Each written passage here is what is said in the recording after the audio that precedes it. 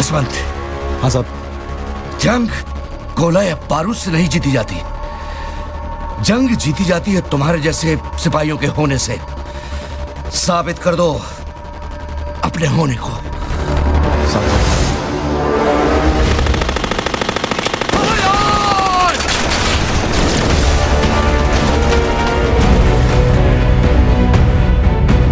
নিজ দেশের রক্ষার জন্য তারা আপনজনদের ভুলে গিয়েছিল। তাদের রক্তের রং আর গুলির ঝলকানি যেন বলছিল, আজই হোলি আর আজই দীপাবলি।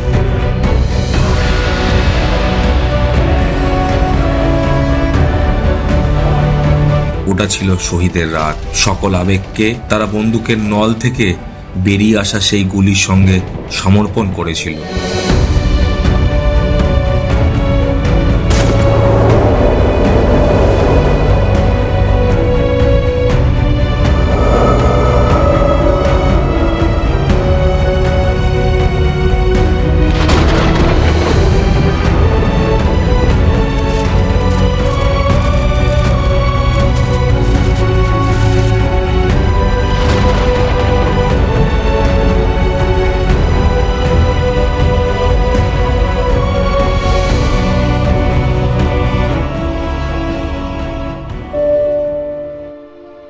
তাওয়াং শুধু একটি গন্তব্য নয়, এক অনুভূতির নাম।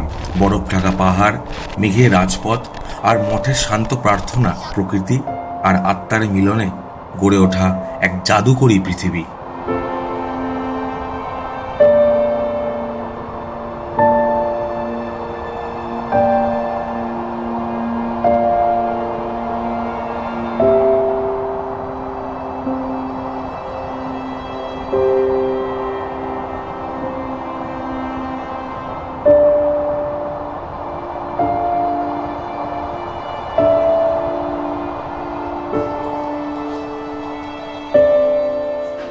বন্ধুত্ব যা শুরু হয় ছোট ছোট হাসিতে আর টিকে থাকে হাজারো স্মৃতিতে। ভ্রমণের পথ যত দীর্ঘই হোক না কেন, বন্ধু পাশে থাকলে প্রতিটা মোড় হয়ে ওঠে এক নতুন অভিযান।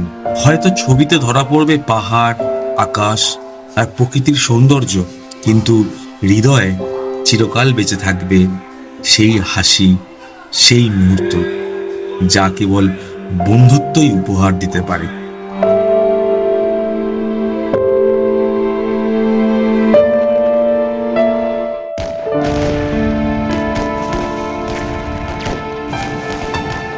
চীনা সেনাকে তখন আটকানো অসম্ভব হয়ে উঠেছিল, তবুও ভারতীয় সৈন্যরা থামেনি তাদের বন্দুকের গুলিও। অনুমান করা হচ্ছিল চীনারা সেলাপাসের দিক দিয়েও এগোতে পারে, তাই সব সৈন্যই অটল হয়ে সাহস নিয়ে সেলাপাসের দিকে রওনা হয়েছিল, এই আশায় যে তারা চীনাদের থামাতে পারবে। কিন্তু শেষমেশ তাদেরও প্রাণ উৎসর্গ করতে হয়েছিল।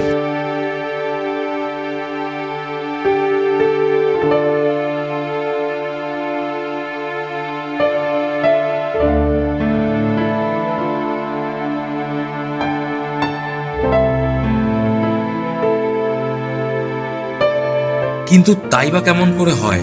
এক বীর তো শপথ নিয়েছিল, যতক্ষণ সে বেঁচে আছে ততক্ষণ 1 ইঞ্চি জমিও শত্রুর হাতে যেতে দেবে না। হয়তো নিয়তি তাকে সেই দিনের জন্যই বাঁচিয়ে রেখেছিল। বরফ পড়ছে, গলায় গলায় স্নো ঢুকে যাচ্ছে। বরফ পড়ছে, দেখো এই দেখো।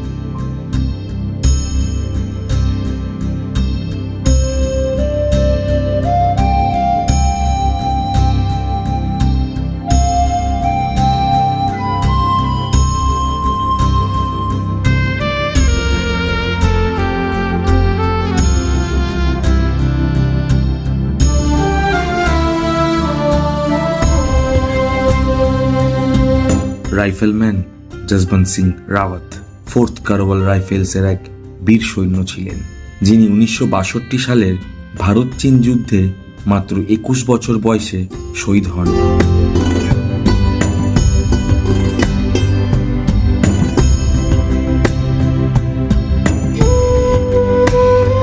কিন্তু কি এটাই এক বীরের সমাপ্তি হতে পারে?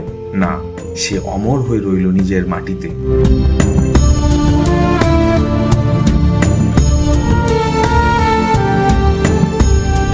যে আমাদের জন্য 72 ঘন্টা একা লড়েছিল, সে আর অচেনা নয়, আমাদেরই এক আপনজন।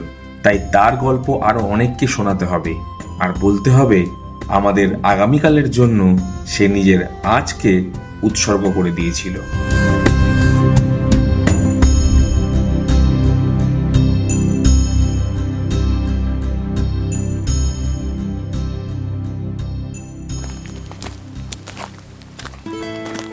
তবে মনে করা হয়েছিল হয়তো আরেকজনও ছিল, যিনি তাকে একদিন বলেছিলেন, আমিও তোমার সঙ্গে লড়ব, আমরা একসঙ্গে চীনাদের আটকাবো আর দুনিয়াকে জানাবো যে আমরা একে অপরকে কতটা ভালোবেসেছিলাম। আমাদের গল্প একদিন সবাই জানবে, সেই অঞ্চলের মানুষের মুখে তাদের প্রেম কাহিনীর উল্লেখ উঠে আসে, যা ইতিহাসে কখনো লিপিবদ্ধ হয়নি।